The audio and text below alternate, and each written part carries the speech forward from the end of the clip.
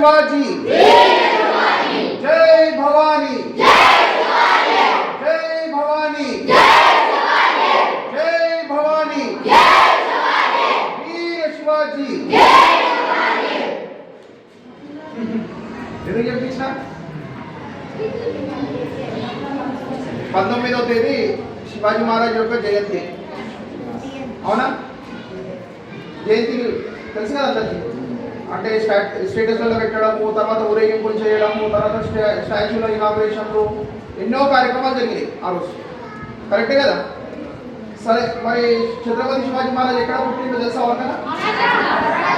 మహారాష్ట్ర. ఇంకా పూణే. పూణేలో ఎక్కడ? శివానేర్ అనే ప్లేస్లో జన్మించాడు. సరే, ఎవరికి జన్మించిండు? జీజాబాయి. వారి తండ్రి పేరేంటి? కాదు, షాజీ. సాంబాజీ అనేది వాళ్ళ కొడుకు. తర్వాత వాళ్ళ పెద్దన్న పేరు సాంబాజీ ఉంది. గతంలో మనం జీజాబాయి గురించి చెప్పుకున్నాం కదా. అంటే జీజాబాయికి మొదటి సంతానం పేరు సాంబాజీ ఉండే. తర్వాత అతను చిన్న వయసులోనే చనిపోయిండు అనారోగ్య కారణంగా. తర్వాత తల్లి యొక్క ధైర్యము, స్ఫూర్తి కోల్పోకుండా ఆమె ధైర్యంతో మళ్ళీ ఇంకో సంతానాన్ని జన్మనివ్వడము, ఆ ఇచ్చేటటువంటి సంతానం దిగుట ముందుగానే ఆమె ఒక రూపురేఖను, ఒక కల్పన చేసి పెట్టింది.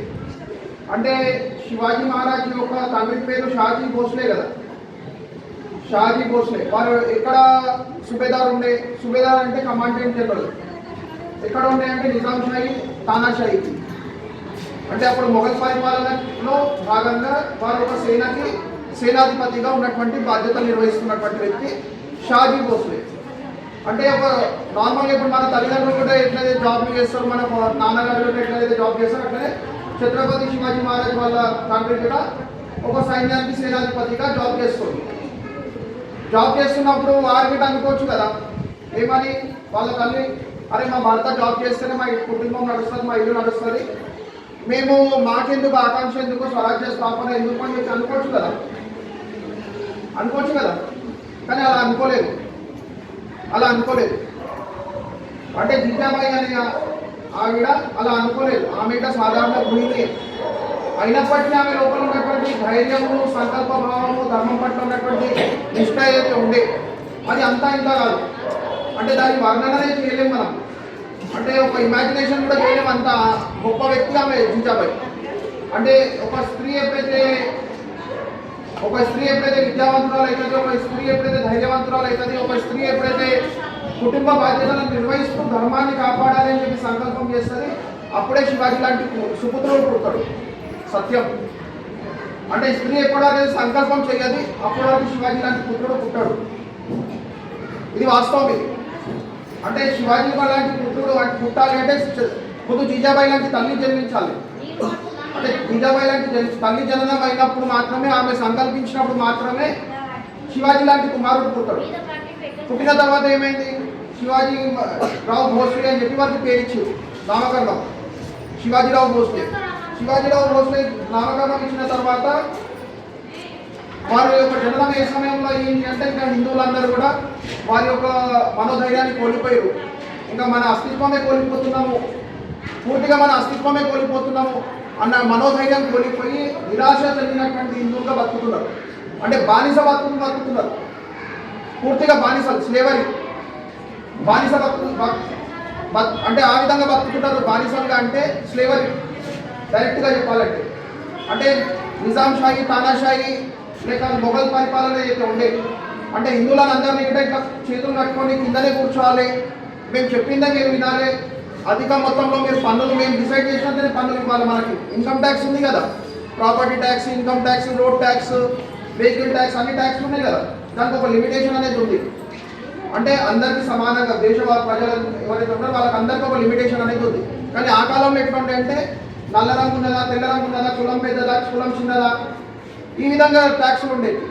ఇతను ధర్మం పట్ల ఎక్కువ పూజ చేస్తాడా లేకపోతే ధర్మంగా బతుకుతాడా అన్న విధంగా ట్యాక్సెస్ ఉంటాయి. అంటే ఇష్టారాజ్యంగా ట్యాక్సులు. అంటే నిజాం షాహీ కానీ, తానాషాహీ కానీ, లేకపోతే మొఘల్ షాహీ కానీ వాళ్ళు చెప్పినట్లు ఒకవేళ ప్రజలు వినకపోతే వాళ్ళపైన అధిక మొత్తంలో ట్యాక్సులు. తర్వాత స్త్రీల అపహరణ, తర్వాత దేవాలయాల విధ్వంసాలు, బలవంతపు మతం మార్పిడి. అంటే హిందూ అన్నవాడి భూమి పైన ఉండనే ఉండదు, భారత భూమి పైన అన్న ఆకాంక్ష తీసుకొని మొఘల్ భారతదేశంలోకి వచ్చింది. అంటే దోచుకొని పోయారు. అంటే ఎన్నోసార్లు దోచుకొని పోయి ఎన్నోసార్లు యుద్ధాలు చేసారు. యుద్ధాలు చేసిన తర్వాత ఎప్పుడైతే మొఘలు వచ్చి సెటిల్ అయ్యారు కదా, అంటే నిరంతరం కొడుతూ ఏమవుతుంది, మనిషి వీక్ అవుతాడు కదా. అట్లనే మన సరిహద్దులు కూడా అట్లే వీక్ అయ్యాయి. అంటే నిరంతరం యుద్ధాలు చేస్తూ సరిహద్దులన్నీ వీక్ అయిపోయిన తర్వాత మొఘలు ఎప్పుడైతే వచ్చి సెటిల్ అయిపోయిన తర్వాత కిరాతకంగా వారి యొక్క వ్యవహారం.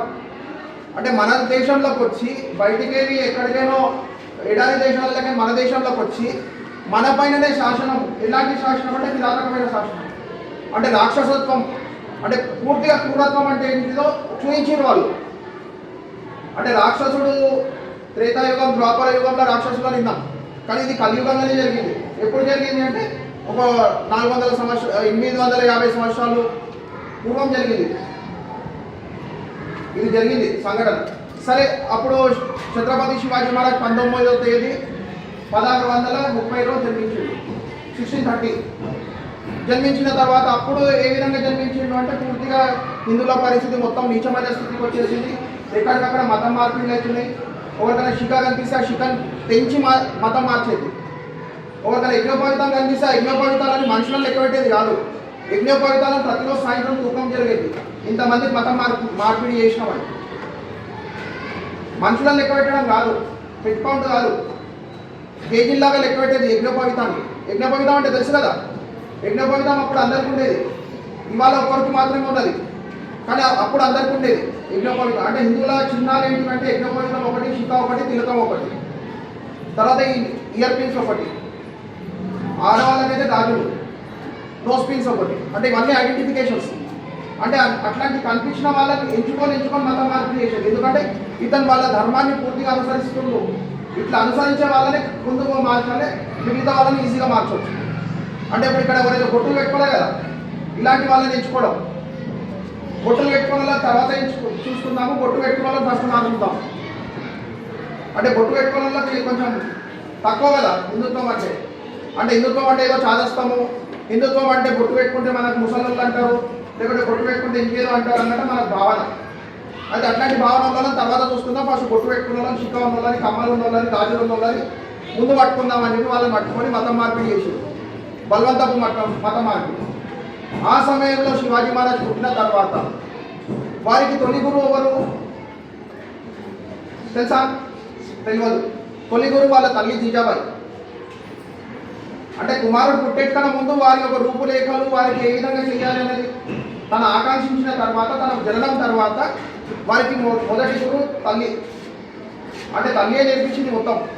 అంటే రామాయణము, తర్వాత మహాభారతము, భగవద్గీత, తర్వాత శ్రీకృష్ణుడి గురించి చరిత్రలు, శ్రీరాముడి చరిత్రలు, తర్వాత మహారాణా ప్రతాప్ చరిత్రలు, అలా అనేక మంది అయినటువంటి వీరుల చరిత్రలు వారికి చెప్తూ వచ్చేది. అంటే భీముడు, భీష్మ పితామహుడు, అర్జునుడు, అలాంటి గొప్ప వీరుల చరిత్రలు చెప్పుకుంటూ వచ్చింది. అలాంటి గొప్ప వీరుల చరిత్రలు తెలిసిన తర్వాత ఏమవుతుంది, వీరత్వ భావన అనేది మొదలవుతుంది. వీరత్వ భావన మొదలైన తర్వాత ఇంకా నెక్స్ట్ నైపుణ్యం రావాలి కదా. భావన మొదలైపోయింది, వీరత్వ భావన మొదలైపోయింది, ధైర్యం వచ్చేసింది, సాహసం వచ్చేసింది, అన్నీ వచ్చేసాయి. మరి యుద్ధ నీతి కూడా నేర్వాలి కదా, మరి దానికి ఒక గురువు కావాలి కదా. కావాలా కావద్దా? అయితే దానికి ఎవరు గురువు అంటే దాదోజీ కొండాదేవ్. వారికి అంటే యుద్ధ నీతి కానీ, లేక నైపుణ్యం నేర్పించడం కానీ, చాతుర్యం నేర్పించడం కానీ అన్నీ నేర్పించిన వ్యక్తి ఎవరు అంటే ఏం పేరు చెప్పాలి గట్టిగా? దాదోజీ కొండాదేవ్. ఏం పేరు చెప్పినా గుర్తుపెట్టుకోవాలి. సరే, దాని తర్వాత ఏమైంది, శివాజీ మహారాజ్ జననం అయిపోయింది. ఇంకా ఆయన యుద్ధ నీతి నేర్చుకుంటూ అన్ని నేర్చుకుంటూ మొదటి యుద్ధం. ఆ మొదటి యుద్ధం కన్నా ముందు వారు ఒక వీరత్వ భావము ఏ విధంగా ప్రదర్శన అయ్యింది అంటే, ఏ వయసులో ప్రదర్శన అయ్యింది అంటే 12 సంవత్సరాల వయసులో వారి యొక్క ఈ వీరత్వ భావన ప్రదర్శన అయ్యింది. ఎక్కడ ప్రదర్శన అయ్యింది అంటే, వీరత్వ ప్రదర్శన అంటే ఏంటిది, కత్తి పట్టుకొని యుద్ధం చేయడమే కాదు. కత్తి పట్టుకొని యుద్ధం చేయడమే వీరత్వ భావన కాదు. వారి యొక్క ప్రదర్శన ఎక్కడయ్యింది అంటే వారి తండ్రి మొఘల్ సైన్యానికి సేనాధిపతి కదా, సేనాధిపతిగా కదా, సేనాధిపతి కదా. అయితే వారి తండ్రితో పాటు ఇప్పుడు నాతో పాటు ఎట్లా వచ్చిండు, అట్లా తండ్రితో పాటు మొఘల్ షాహీ ముందరికి పోయిండు దర్బార్కి వాళ్ళ తండ్రి.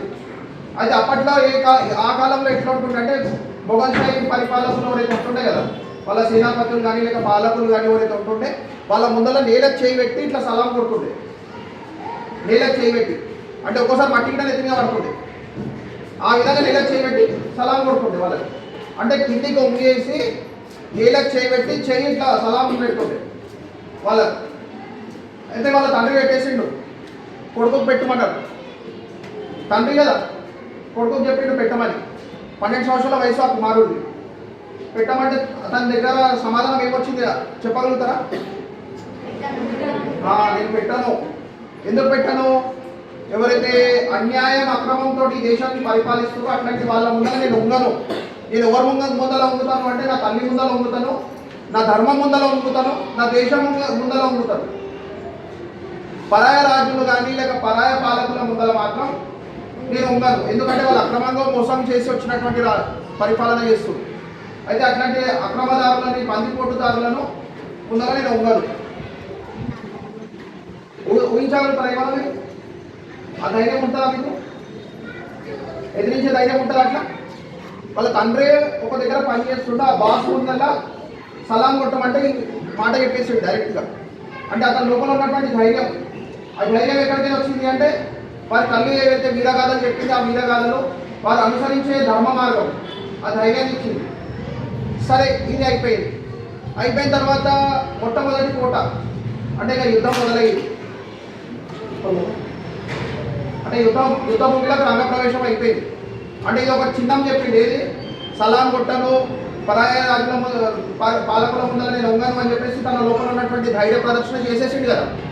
చేసేసిన వయసు ఏంటి? 12 years తర్వాత ఇంకా మొట్టమొదటి యుద్ధం ఎంతమందితో చేసి ఉండాలి? ఇమాజిన్ చేయండి, నంబర్ చెప్పండి. ఒక ఇమాజిన్ 2000 మంది, 1000 మధ్య 30,000. సరే అందరూ అనుకుంటాం ఏమంటే 1000లో ఉంటేనే యుద్ధం చేయగలుగుతాం, లేకపోతే చేయలేము, సంఖ్యాబలమే అన్నిటికన్నా ఎక్కువ బలం అని అనుకుంటాం. కానీ శివాజీ మహారాజ్ ఆ విధంగా అనుకోలేదు. బుద్ధిర్ బలమే సంఖ్యాబలం కన్నా ఎక్కువ అని చెప్పేసి నిదర్శనం చూపించింది. బుద్ధిర్ బలమే అంటే మనం అనుకుంటాం కదా హనుమంతుడిని బుద్ధిర్ బలం యశోధైర్యం అని. అయితే బుద్ధిర్ బలమే అన్నిటికన్నా గొప్ప ధైర్యం అన్న విశ్వాసంతో కేవలం 300 మంది సైన్యంతో ఒక కోటను చేయించిండు. ఒక కోటను చేయించడం అంటే అక్కడ ఉన్నటువంటి ఇన్ఫ్రాస్ట్రక్చర్ కానీ, అక్కడ ఉన్నటువంటి ఆయుధాలు కానీ, అక్కడ ఉన్నటువంటి సైన్యం కానీ అధిక మొత్తంలో అంటే 1000 సంఖ్యలో. అయితే అది ఏ విధంగా చేయించిండు అంటే మహారాణా ప్రతాప్ని స్ఫూర్తి తీసుకొని గొరిల్లా యుద్ధం ఒక నీతిలను అమలు పరుస్తూ, గొరిల్లా యుద్ధం నీతిలు అంటే ఏంటిదంటే గాలి వస్తుంది కదా, వస్తుందా? కనిపిస్తుందా? కనిపిస్తలే కదా. అట్లాంటి యుద్ధ నీతి ఏంటిదంటే మనిషి వస్తాడు, కొడతాడు, వెళ్ళిపోతాడు. తెలియదు ఎవరికి, తెలియదు. నేను అనుకుంటేనే నాకు ఇట్లా అవుతుంది, బాడీలో షుగరింగ్ వస్తున్నా అంటే ఆ విధమైనటువంటి యుద్ధ నీతి అది. అంటే వస్తాడు మనిషి, కొడతాడు, వెళ్ళిపోతాడు, ఒకటి అంటే క్షణాల్లో జరిగిపోతాడు ఇట్లా. అదే గొరిల్లా యుద్ధ నీతి. అది ఎవరు ముందు ప్రవేశపెట్టిన ముందుగా మహారాణా ప్రతాప్ని స్ఫూర్తిగా తీసుకొని ఆ గొరిల్లా యుద్ధ నీతిని అమలు పరుస్తూ తోరన్ అనే కోటను జయించాడు. ఏ కోటని? తోరన్ అంటే ఏంటిది? ఆర్చ్. అంటే ఆ కోట పేరే ఆర్చ్, తోరన్స్. తోరన్ అనే కోటను జయించిన తర్వాత అక్కడ ఇనాయత్ ఖాన్ అని చెప్పేసి ఒక వ్యక్తి పాలకుడు ఉండే. అక్కడ ఆ పాలకుడు ఏం చేసుకుంటే అధిక మొత్తంలో పన్నులు, చెప్పినా కదా ఇందాక, అధిక మొత్తంలో పన్నులు, తర్వాత ప్రజలని కిరాతకంగా హింసించడము, క్రూరత్వం చూపించడము, ఒక భయంకరమైనటువంటి రాక్షస గుణం కలిగినటువంటి వాడు ఇనాయత్ ఖాన్. ఆ ఇనాయత్ ఖాన్ని హతమార్చిన తర్వాత అతని ఒక ముండేని తీసుకెళ్ళి అతని తల్లి ముందర సమర్పించిండు. అంటే ఇనాయత్ ఖాన్ దగ్గర ఆగి ఉంది కదా. అయితే ఇనాయత్ ఖాన్ అనే క్రూరమైనటువంటి పాలకుడు ఎవరైతే అతను ముండేని తీసుకెళ్ళి వాళ్ళ తల్లి ముందర ప్రదర్శించిండు. ఎందుకు ప్రదర్శించిండు? అమ్మ ఈ దేశంలో నేను స్వరాజ్య స్థాపనకి మొదటి అడుగును ముందుకు వేసినాను, ఇది సరైనదా కాదా అని చెప్పి తల్లితో అడిగింది.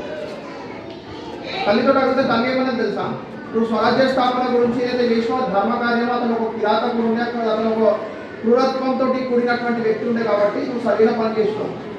అంటే ఇది హింస ప్రేరేపించేది కాదు. ఇది అంటే అధర్మం పై ధర్మం ఏ విధంగా జయించింది అన్న దాంట్లో ఒక ప్రతిరూపం ఇది. అంటే ఇది ఏదో హింసను ప్రేరేపించడానికి కాదు, అంటే ప్రదర్శించడం. అంటే అయిన తర్వాత సరే ఇది ఇట తోరణ అనేది అయిపోయిన తర్వాత 16 సంవత్సరాల వయసులో మొదటి కోట, దాని తర్వాత 18 సంవత్సరాల వయసుకు వచ్చేసరికి 12 కోటలను చేయించింది. 18 సంవత్సరాల మనం ఏం చేస్తాం? కాలేజ్ పోవాలి, చదువుకోవాలి, లేకపోతే ఇంకేదో చేయాలని మనకు ఉంది. కానీ ఆయన స్వరాజ్య స్థాపన సంకల్పం ఎప్పుడు చేసిందంటే 12 సంవత్సరాల వయసులో సంకల్పం చేసింది. స్వరాజ్య స్థాపన అంటే ఒక స్వరాజ్యాన్ని స్థాపన చేయాలని చెప్పి 12 సంవత్సరాల వయసులో సంకల్పించిన తర్వాత 16 సంవత్సరాల వయసులో మొట్టమొదటి కోట, 18 సంవత్సరాల వయసుకు వచ్చేసరికి 12 కోటలను చేయించింది. ఇమాజిన్ చేయగలుగుతారా? 12 కోటలు 18 సంవత్సరాల వయసు అంటే ఎన్ని రోజులు యుద్ధం చేయాలి, ఎన్ని రోజులు ఆయన యుద్ధ భూమిలో ఉండాలి, ఎన్ని రోజులు ఆయన తినాలి, లేక వెపన్స్ని మళ్ళీ తయారు చేసుకోవాలి. ఇమాజిన్ చేయగలుగుతారా? చేయలేము కదా. అటువంటి 18 సంవత్సరాల వయసులో 12 కోటలు చేయించాడు. ఆ కోటల పేరు చెప్తాను. 12 కోటల పేరు 18 సంవత్సరాల వయసులో ఏదైతే కోటలు చేయించాడు కదా 12 కోటలు, వాటి పేర్లు వచ్చేసి తోడన్, రాజ్గఢ్, కొండానా, సింహగఢ్, పురందర్, రోహెడా, పురందర్, దేవ్, లింగానా, మధుర్, మౌలి, ప్రతాప్గఢ్, జవాలి, కాందర్ కోటలను జయించింది. ఇదన్నీ ఎప్పుడు జయించింది? 12 కోటలు అంటే కేవలం 12 సంవత్సరాల వయసు, 18 సంవత్సరాల వయసు. అంటే 16 సంవత్సరాల వయసులో ఒక కోటను జయించిన తర్వాత 18 సంవత్సరాల వయసులో 12 కోటలను జయించింది. ఇమాజిన్ చేయగలుగుతారా? ఇలా మీరు 10th క్లాస్ పాస్ కావాలంటే ఏం చేస్తారు? చదివిన తర్వాత అమ్మ ఇంత కష్టపడుతున్నాం, మేము ఏదో ఇది చేస్తున్నాం, మేము ఏదో చేస్తున్నాం అని చెప్పి మీరు భావన అవుతుంది ఉంటారు కదా. మేము అలసిపోతున్నాము, పడుకుంటలేము, నిద్ర లేదు, ఆకలి లేదు, మేము అడిగి ఇంట్లో తీసుకొని ఇస్తలేరు అని చెప్పి కూడా మనం ఇంట్లో పైన అడుగుతాం. మరి అయిన వారి మీద కానీ 18 సంవత్సరాల వయసులో 12 కోటలు చేయించిండు. ఎవరి కోసం చేయించిండు? తన సొంతంగా రాజు కావడానికి కోసం కాదు, తన పుట్టుకనే రాజు కావాలని చెప్పి పుట్టలేడైనా. స్వరాజ్యం కోసం మరణించడానికి పుట్టినటువంటి వ్యక్తి శివాజీ మహారాజ్. అంటే స్వరాజ్య స్థాపన చేస్తూ తన ప్రాణాలను సైతం కోల్పోయే అవకాశం ఉన్నా కానీ యుద్ధ భూమిలో యుద్ధం చేసి ముందు పోయాడు. కానీ నేను రాజు కావాలి, నేను రాజ్యాన్ని ఇవ్వాలి, నేను రాజ్యాభిషేకం చేసుకోవాలి అని చెప్పి ఎప్పుడు భావించలేదు ఆయన. కానీ ఇవాళ ఏమవుతుంది? ఒక 4 స్పీచ్లు ఇవ్వగానే, ఒక ఇది మనకు చేయగానే లీడర్ అయిపోతాడు, ఎలక్షన్ కొట్లాడి ఏం చేయాలి, ఓట్లు అడగలిపోవాలి, ప్రజలను మోసం చేయాలి. ఎగ్జాంపుల్ చెప్తున్నా ఇవాళ. అంటే పరిస్థితులు ఆ విధంగా ఉంది. కానీ అప్పుడు ఆయన ఏ వయసులో 12 కోటలు గెలిచిండు? 18 ఇయర్స్ ఏజ్లో కోటలు గెలిచేసిండు కదా. అయిపోయిన తర్వాత వారికి ఒక ఆలోచన వచ్చింది. ఏమని? స్వరాజ్య స్థాపన కావాలి అంటే సరిహద్దులతో పాటు సముద్ర మార్గం కూడా సురక్షితం కావాలి. సముద్ర మార్గం సురక్షితం ఎందుకు కావాలంటే ఎడారి దేశానికి వచ్చేటోళ్ళు అందరూ కూడా సముద్ర మార్గంలోనే వస్తుంటాయి.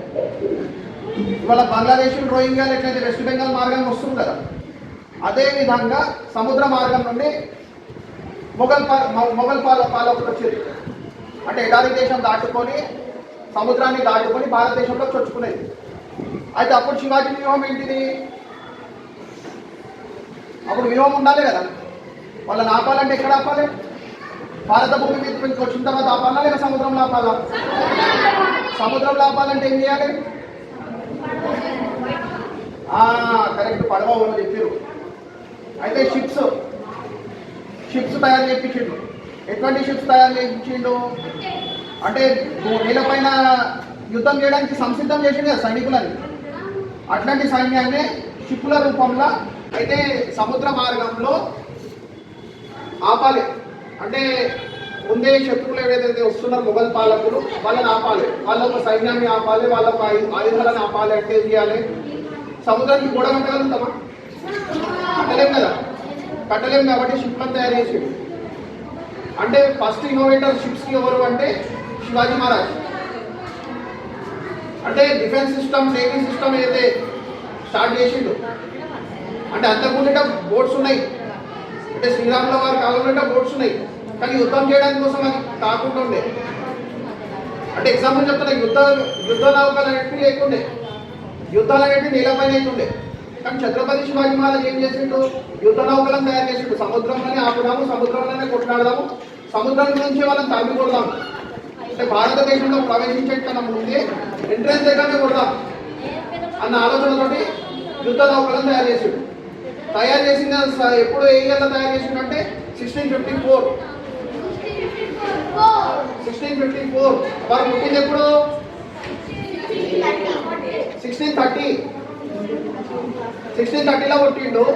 1654లో యుద్ధ నౌకలు 400 నౌకలు తయారు చేసిండు. ఏజ్ ఉంటుంది 1654 నుంచి 30 డిగ్రీ చేసింది. జస్ట్ 24 ఇయర్స్ ఏజ్లో 400 పై యుద్ధ నౌకలను తయారు చేసి చేయించిండు. అంటే వారి యొక్క వ్యూహం ఏ విధంగా ఉంటుంది, వారి యొక్క బుద్ధి ఏ విధంగా ఉంటుంది, వారికి ధర్మం పట్ల ఉన్నటువంటి సమర్పణ భావం కానీ అంకిత భావం కానీ ఏ విధంగా ఉండొచ్చు, వారికి ఉన్నటువంటి ఆధ్యాత్మిక శక్తి ఏ విధంగా ఉండొచ్చు, వారి యొక్క సిక్స్త్ సెన్స్ ఏ విధంగా ఉండొచ్చు. అర్థమైందా? అంటే వారు చేసేటటువంటి సాధన కూడా అదే విధంగా ఉండే, కఠోరమైనటువంటి సాధన ఉండే. అంటే శ్రమించడంతో పాటు సాధన గిట అదే విధంగా ఉండే, భక్తి గిట అదే విధంగా ఉండే. కాబట్టి వారి సిక్స్త్ సెన్స్ అంత యాక్టివ్ ఉంటుండే. ఆ సిక్స్త్ సెన్స్ యాక్టివ్ ఉండడంతో ఏంటి, జస్ట్ 24 ఇయర్స్ ఏజ్లో 400 యుద్ధ నౌకలను నిలబెట్టేసిండు సముద్రంలో. నిలబెట్టిన తర్వాత ఎక్కడి వరకు పోయిండు ఆయన అంటే యుద్ధం చేస్తూ మహారాష్ట్ర కదా పుట్టింది మహారాష్ట్ర కదా, కానీ ఎక్కడి వరకు పోయింది తెలుసా? ఇమాజిన్ చేయగలరు, నేను చెప్తా ఇప్పుడు. అంటే మీరు ఇమాజిన్ చేయగలరు.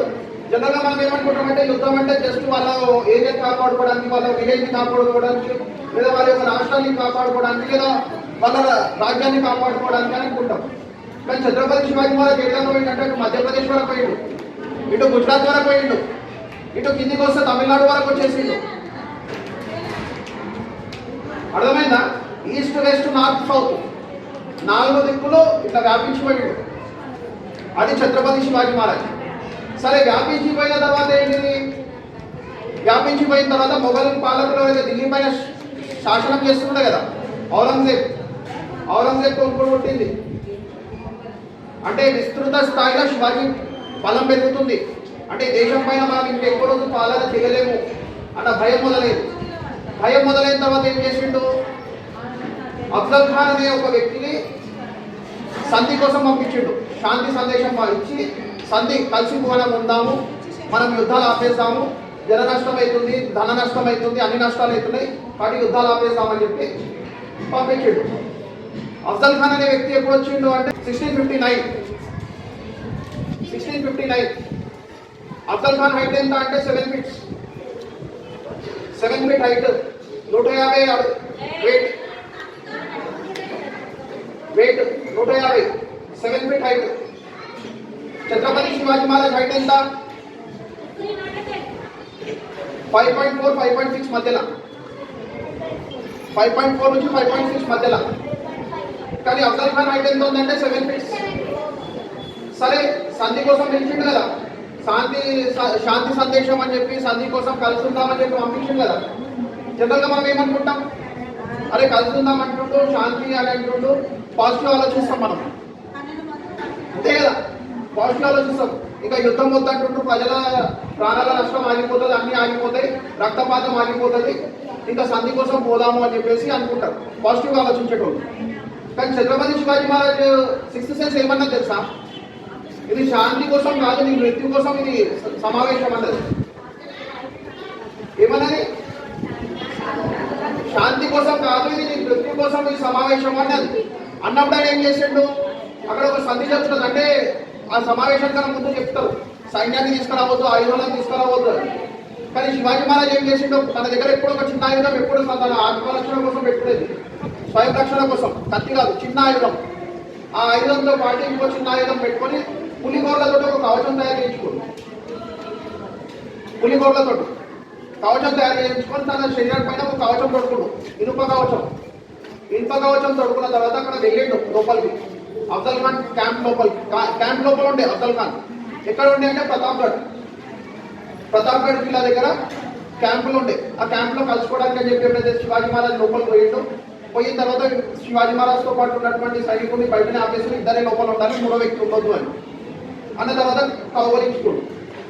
జనరల్గా కలిస్తే కౌగలించుకుంటారు కదా, కౌగలించుకున్న తర్వాత ఏం చేసిండు, అఫ్జల్ ఖాన్ బలవంతుడు కదా, అందులో అతి కిరాతకుడు, అంటే మానవత్వం అన్నది లేని వ్యక్తి అఫ్జల్ ఖాన్. అతను ఏం చేసేసి ఇంకా శివాజీ మహారాజ్ హైట్ తక్కువ ఉన్నాడు కదా, 5.4, 5.6, ఇతను హైట్ వచ్చేసి 7 feet కదా, గట్టిగా పట్టేసుకోడు, గట్టిగా లాక్ చేసేసాడు.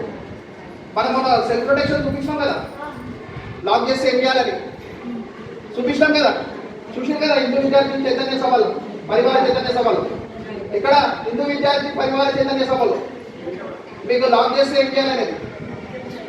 అయితే అదే విధంగా అఫ్జల్ ఖాన్ శివాజీ మహారాజ్కి లాక్ చేసిండు. లాక్ చేసిన తర్వాత సరే అక్కడికి శివాజీ మహారాజ్ ఒప్పిక పట్టిండు. ఎందుకంటే మన ధర్మం నేర్పించేది ఏంటి అంటే అన్యాయంగా ఒకరి పైన దాడి చేయవద్దు, ఎప్పటివరకైతే మన పైన దాడి చేయలేదు అప్పటివరకు మనం ప్రతిఘటించవద్దు అని. అయితే ఆ ఒక విలువ నైతిక విలువలను పాటిస్తూ శివాజీ మహారాజ్ ఒప్పిక పట్టాడు. అంటే లాక్ చేసేసాడు పూర్తిగా నెసలకుండా. లాక్ చేసిన వెంటనే ఏం చేసాడు అఫ్జల్ ఖాన్, తన చేతిలో ఉన్నటువంటి కత్తి తీసుకొని ఇంటి పైన కొట్టిండు. ఇంటి పైన కొట్టేసి కత్తి కొట్టేసిన తర్వాత ఏంటిది, తన కవచం దొరికింది కదా ఆల్రెడీ, ఇనుప కవచం దొరికినందుకే ఆ కత్తి లోపల దిగలే. కానీ శివాజీ మహారాజ్ ఏం చేసిండు, ఉగ్ర నరసింహుడి రూపం తీసుకొని చేతిలో ఉన్నటువంటి గోర్లు ఉంటాయి కదా, పులిగోర్లని, ఆ గోర్లతో అతను కడుపుని చీల్చేసిండు. ఇవన్నీ చేయగలుగుతారా మీరు? అంటే ఇన్స్టెంట్గా, అంటే కత్తి పడ్డ వెంటనే ఉగ్ర నరసింహుడి లాగా పొట్టని తీసేసిండు. 7 అడుగుల వ్యక్తి, 150 kg బరువు ఉన్న వ్యక్తిని పొట్ట చీల్చేసి బయటికి వచ్చేసిన తర్వాత ఇంకా మళ్ళా యుద్ధరంగంలోకి వెళ్ళిపోయాడు. యుద్ధరంగంలోకి వెళ్ళిపోయిన తర్వాత ఏమైంది, కాశీ వరకు వెళ్ళిపోయాడు. కాశీలో అనేక దేవాలయాలను కాపాడిన వ్యక్తి శివాజీ మహారాజ్. మధ్యప్రదేశ్లో అనేక దేవాలయాలను కాపాడిన వ్యక్తి శివాజీ మహారాజ్. గుజరాత్లో అనేక దేవాలయాలను కాపాడింది శివాజీ మహారాజ్. తమిళనాడు, తెలంగాణలో దేవాలయాలను కాపాడింది శివాజీ మహారాజ్. అంటే చెప్పిన ఈస్ట్ వెస్ట్ నార్త్ సౌత్ అని ఆ విధంగా వారు విస్తృతంగా వెళ్ళిపోయిన తర్వాత 1664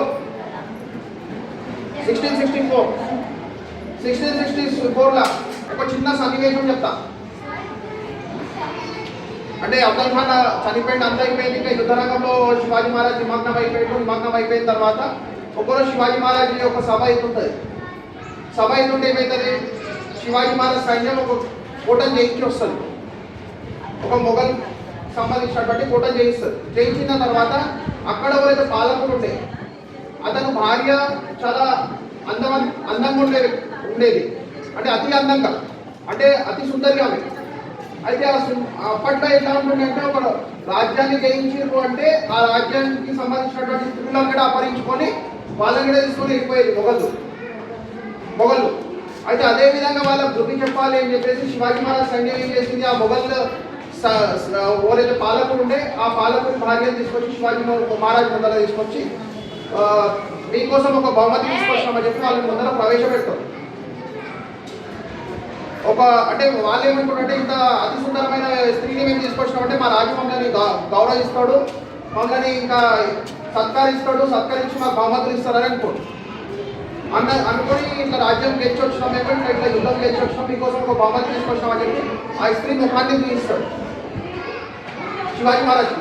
ఆ స్త్రీ ముఖాన్ని చూపించగానే శివాజీ మహారాజ్ ఏం చేస్తాడు తెలుసా, సింహాసనం పైన కూర్చొని ఉంటాడు కదా, సింహాసనం దిగేస్తాడు, దిగేసి వచ్చి అమ్మ తల్లి నన్ను క్షమించు తల్లి, మా వాళ్ళు తప్పు భావంతో తీసుకొచ్చింది, నన్ను క్షమించు తల్లి, నువ్వు నా తల్లితో సమానము, నువ్వు నా తల్లితో సమానము, నన్ను క్షమించు తల్లి అంటాడు. అర్థమైందా? ఇక్కడ ఏమర్థమైంది? తన లోపల ఉన్నటువంటి స్త్రీల పట్ల ఏదైతే గౌరవం ఉంది, స్త్రీల పట్ల తన భావన ఏదైతే ఉంది, అది ప్రెజెంటేషన్ అయింది అక్కడ. అంటే తను కూర్చున్నటువంటి స్థలం నుంచి తన తిని తినేసి వచ్చి ఆమె దండం పెట్టేసి, అమ్మ క్షమించు అని, క్షమించు అని చెప్పిన తర్వాత ఒకటే చెప్పిన ఏంటంటే, నువ్వు భయపడకు, నువ్వు సురక్షితంగా ఉన్నావు, నా సభలో ఉన్నావు, నువ్వు నా పాలనలో ఉన్నావు, నా యుద్ధం అనేది మొగళ్ళతో ఉన్నది, అన్యాయానికి అధర్మానికి వ్యతిరేకంగా నా యుద్ధం ఉన్నది, కానీ ప్రజల వ్యతిరేకంగా కాదు, మహిళల వ్యతిరేకంగా కాదు అని. అంటే మహిళని ఆ విధంగా ఆక్రమించుకోవడం అనేది మా సంస్కారం కాదు, మా ధర్మం కాదు అని చెప్పేసి ఆ మహిళను తన కుటుంబ సభ్యురాలైనటువంటి ఏదైతే స్త్రీ ఉంటుంది కదా, అక్క చెల్లెలు విధంగా అయితే వస్తారు తల్లిగారింటికి, ఆ విధంగా సగౌరవంగా ఆమె భవనం ఇచ్చి ఆమెకి రక్షణ కల్పించి వాళ్ళ ఒక ఊరికి రిటర్న్ పంపించాడు. అంటే ఆమె ఎక్కడైతే వెళ్ళాలనుకుంటుందో అక్కడికి రిటర్న్ పంపించాడు. ఇమాజిన్ చేయగలుగుతారు అట్లా? అంటే వారు ఇమాజిన్ చేయగలుగుతారు అట్లా? అంటే ధర్మం అంటే ధర్మమే, అంటే ధర్మానికి మళ్ళీ ఇంకో ప్రతిరూపం లేదు అన్న నిదర్శనం శివాజీ మహారాజు. సరే, దాని తర్వాత ఏంటిది, ఇంకా ఈ ఘట్టం గిట్ట అయిపోయిన తర్వాత నెక్స్ట్ వారు వచ్చేసి ఎన్ని కోటలు చేయించిండు అంటే దాదాపు 350 కోటలు చేయించిండు. పుట్టింది ఎప్పుడు? 1674లో 1674 నాటికి 1630 మైనస్ 1674 ఎంత అవుతుంది?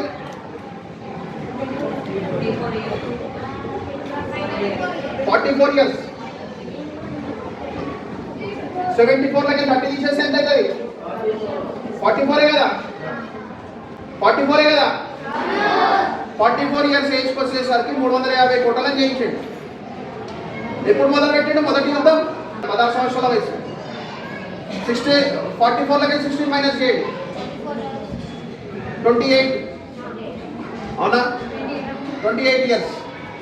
28 ఇయర్స్కి 350కి 28తో డివైడ్ చేయండి, 12.5 వస్తుంది. 0.5 కాదు, 12.5 వస్తుంది. 350 డివైడ్ చేసి 24, 28 అంటే 12.5.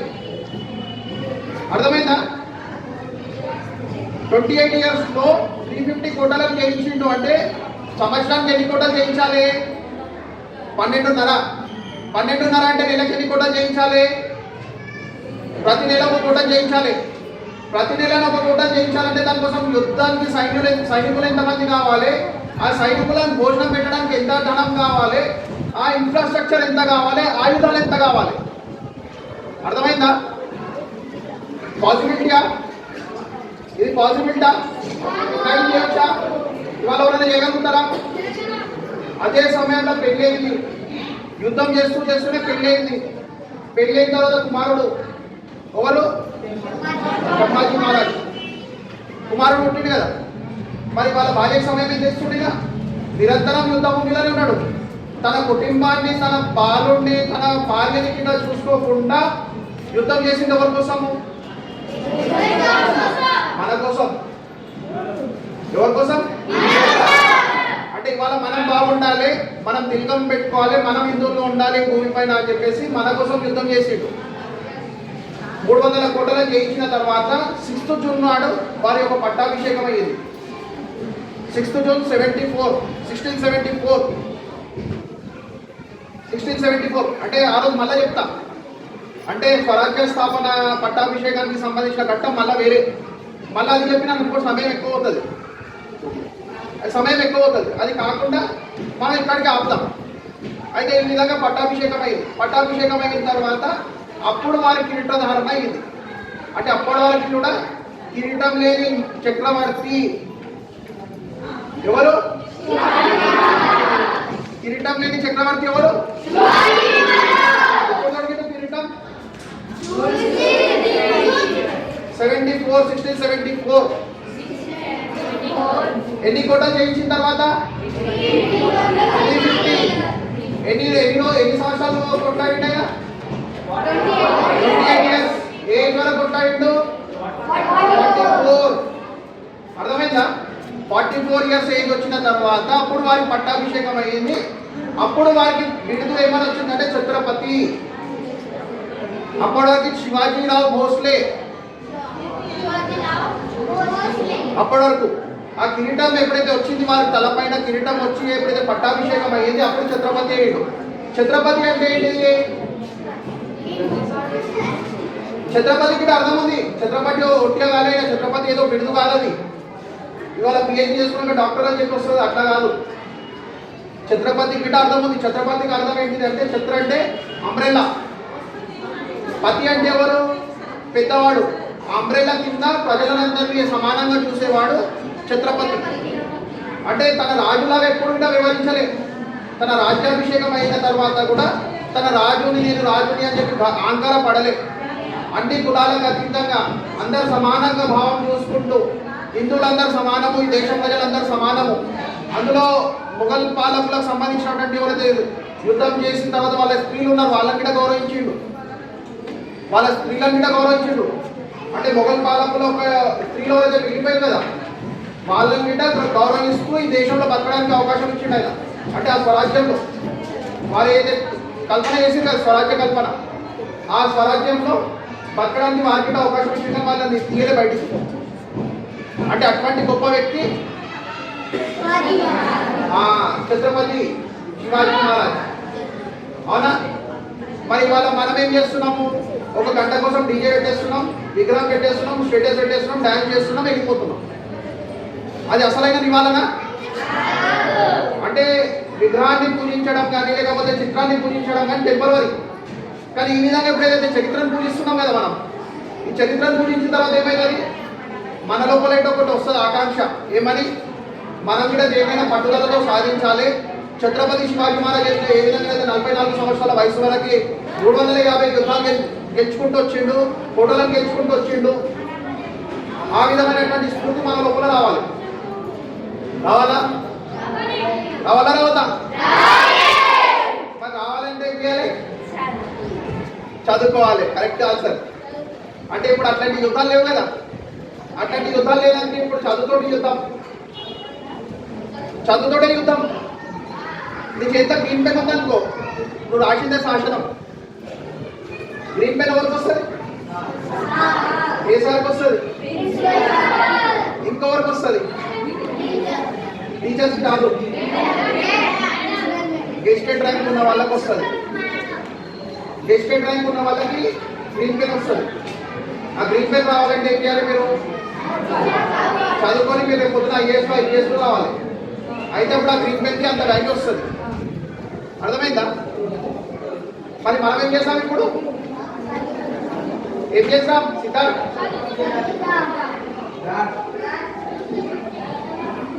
ఏం చేద్దాం?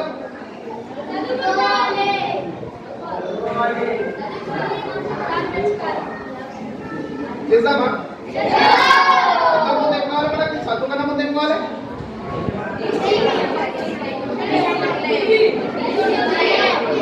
మంచి బుద్ధి, మంచి ధైర్యము, మంచి సంస్కారం.